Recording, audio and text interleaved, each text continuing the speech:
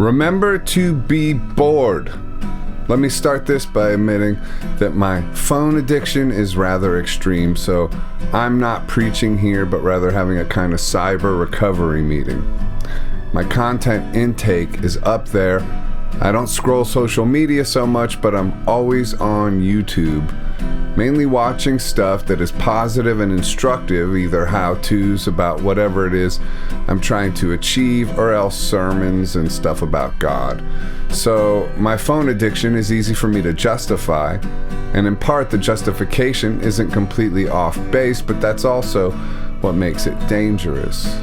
Because our phones are always with us, and so if we aren't careful, we can get into the habit of constant consumption, especially if we have addictive tendencies, which, let's face it, which of us doesn't? And if we are mostly taking in positive content, it becomes very easy to justify. But here's the thing. When we are pursuing a vision or a dream, constant digital noise cuts us off from the main source trying to communicate instructions from the Most High to us. And this is the trap of technology, caging us in digital prisons, keeping us stuck in place. When we are building something, the creative act isn't just in the action, but rather in the conversation going on in our minds while we're taking a walk or a break on the couch, or for the superheroes among us, exercising or going on a run. With an endless array of incredible content to take in whenever we want, this becomes a shockingly difficult challenge for us to overcome. To choose boredom until the boredom is no longer boring, until we arrive at the space where silence sets our vision free.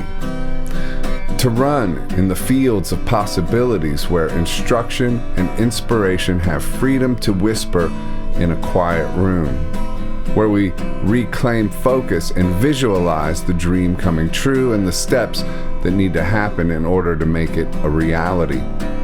This is difficult to do if we have a life we are disappointed in, and most of us do. But the only way out of that is in ending the negative habits which are a trick of the devil and which keep us stuck.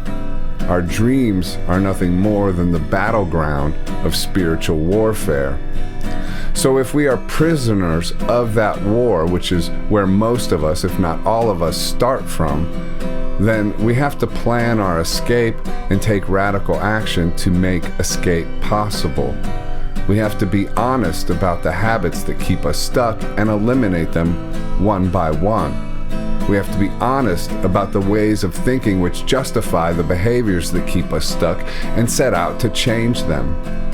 We have to keep going amongst tidal waves of demonic attack as we move towards freedom. We have to know it's possible and that a better life awaits us on the other side. And that, in fact, a better life is instant as soon as we sincerely begin moving in that direction. In order for us to be bored, or for the boring to no longer be boring, but rather peaceful and inspiring, there might be many other bad habits to contend with and change.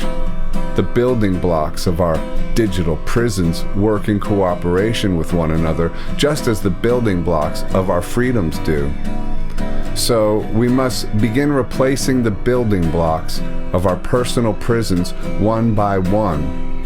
Distraction, bad diet, gossip, lust, porn, drugs, all the usual suspects which simply keep us stuck and running like a gerbil in a wheel from the toxic shame buildup of it all. And even when we've overcome the overtly toxic patterns of behavior, it's easy to still remain digitally distracted through positive content as well. And obviously, I'm not saying never take in positive content. I'm just saying it's easy to forget to let silence in. But in order to really allow for silence and that connection to the Most High, we have to at least be living a life we are somewhat proud of, or a life that isn't completely mired by self-defeating behaviors.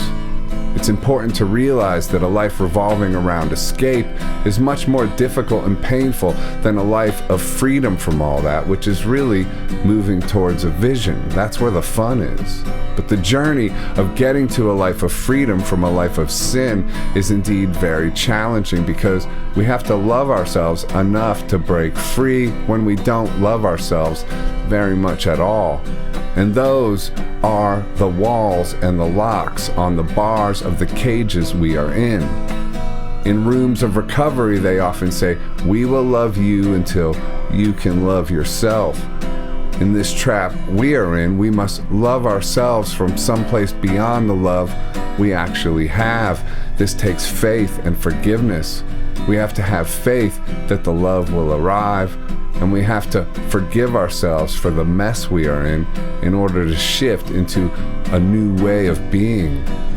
So how do we forgive ourselves enough to begin moving in the right direction? Praying for it helps and is powerful, of course, but also one step at a time, we can begin replacing a negative habit for a positive one and build momentum in that direction. We recognize we are in a trap, and we stop justifying it simply because society agrees with it and supports it.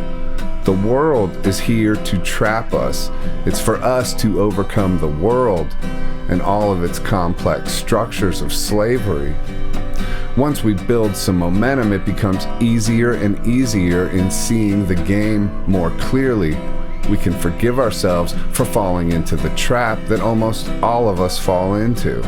If not all of us. It's been a rigged game so far for most of us. So when we work on forgiving ourselves, we begin to see a bit of light through the cracks of the prison wall. And a bit of light is all we need to really break free and keep going. Thanks for watching. Please like, comment, share, and subscribe, and share your inspiration for getting out of society's traps, or all the traps of distraction and bad habits that we're all confronting. Make it a recovery meeting in the comments below. Have a great day.